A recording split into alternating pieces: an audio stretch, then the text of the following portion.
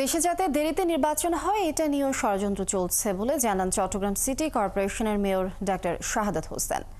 বুধবার বিকালে বিএনপি চট্টগ্রাম কেন্দ্রীয় কার্যালয়ে মহানগর যুবদল আয়োজিত নগর মেয়রের সংবর্ধনা অনুষ্ঠানে এ কথা বলেন ডাক্তার শাহাদাত হোসেন।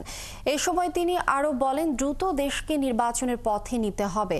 যখনই বাংলাদেশে কোনো সংকট দেখা গেছে তখন বাংলাদেশ জাতীয়তাবাদী দল ও দলের কর্মীরা এগিয়ে গিয়েছে। এছাড়া কোনো অনুপ্রবেশকারী দলের কর্মী সেজে দলের ভেতরে যেন ঢুকতে না পারে সে বিষয়ে কর্মীদের সজাগ থাকতে হবে বলেছেন তিনি। সব ব্যাপার মিলিয়ে আমাদের একটা ঐক্যের প্রয়োজন আছে। এই ঐক্য ছাড়া কখনো আপনি যুদ্ধে জয়লাভ করতে পারবেন না, কারণ এখনো কোনো নির্বাচন হয়নি, অনেক চ্যালেঞ্জ সামনে। ইভেন নির্বাচন যাতে দেরিতে হয় সেটাও একটা ষড়যন্ত্র আছে।